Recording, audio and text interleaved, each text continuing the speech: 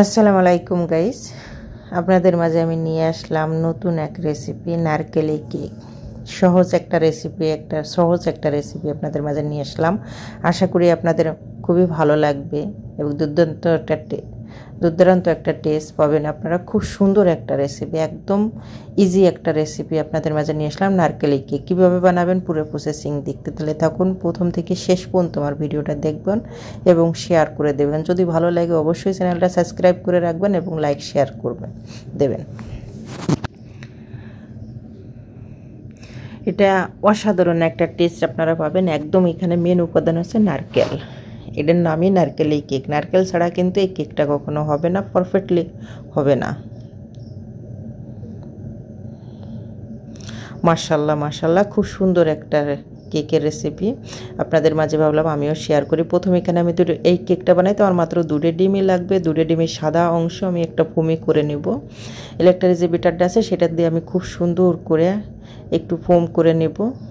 দেখুন কীভাবে, বেশিটা না, একদম মিডিয়াম একটা ক্রিমি একটা ভাব চলে আসলে তারপরে আমি আস্তে আস্তে এখানে আমি আর হলুদ যে অংশটা ডিমের যে কুসুমটা সেটা আমি সাইডে রেখে দিয়েছি। সেটা আমি পরে অবশ্যই দেখাবো কীভাবে আমি ব্যবহার করি। আমি 1 কাপ যে কাপের আমি চিনি নিয়েছি ওই কাপ মেপেই আমি সব কিছু এখানে ব্যবহার করব। ছোটো কাপের আমি 1 কাপ চিনি নিয়েছি, অল্প অল্প করে দিয়ে অল্প অল্প আমি চিনি দিতেছি, অল্প অল্প করে আমি বিট করে নিতেছি যাতে চিনিটা এই ডিমের সাথে একদম গলে যায়।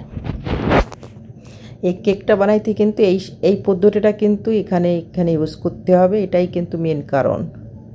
আস্তে আস্তে আপনার চিনিটা ব্যবহার করতে হবে, আস্তে আস্তে গলিয়ে নিতে হবে। আর দেখুন খুব সুন্দর একটা ফোমি চলে আসছে, একদম খুব সুন্দর, একদম দেখুন কত সুন্দর ফোম হয়ে গেছে আমার ডিমের সাদা অংশটা। এভাবে আপনাদের করতে এখন যখন আমার চিনিটা গলে গেছে, এখন চিনিটা দেওয়া শেষ হয়ে গেছে, 1 কাপ চিনি এখানে ব্যবহার করেছি।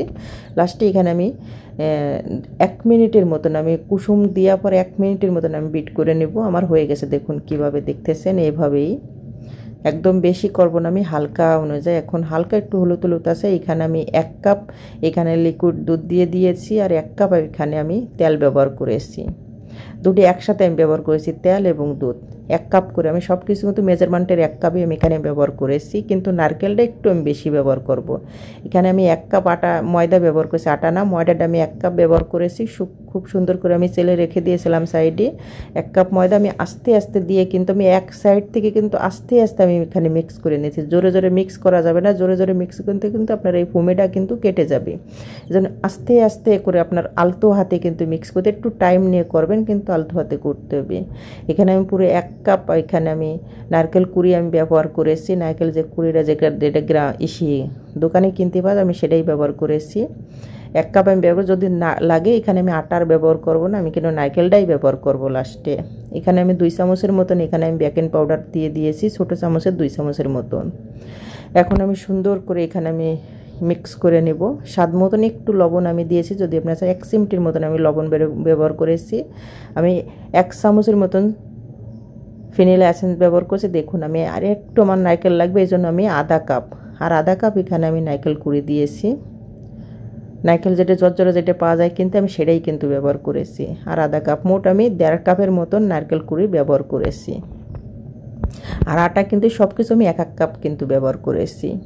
দেখুন আস্তে আস্তে কিন্তু আমি এটা মিক্স করে নিতেছি, জোরে কিন্তু মিক্স করা যাবে না, তাহলে কিন্তু আপনার কেকটা পারফেক্ট হবে না।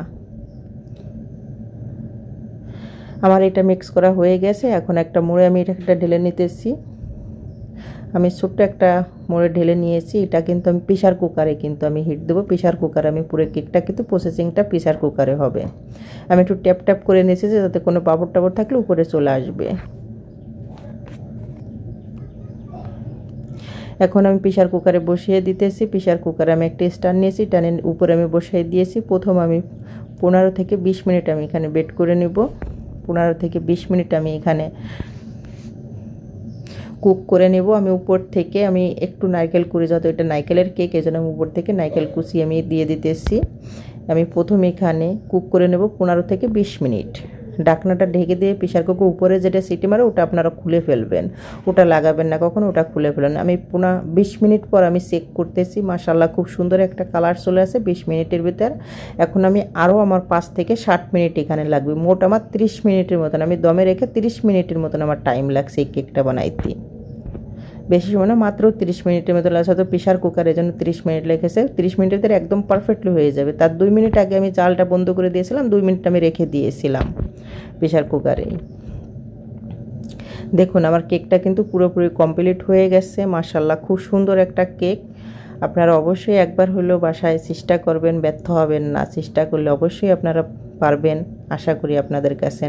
আর বানাইলে অবশ্যই আপনাদের ভালো লাগবে। খুব ভালো, খুব সুন্দর একটা কেকের একটা রেসিপি ভাবলাম আপনাদের মাঝে আমি শেয়ার করি।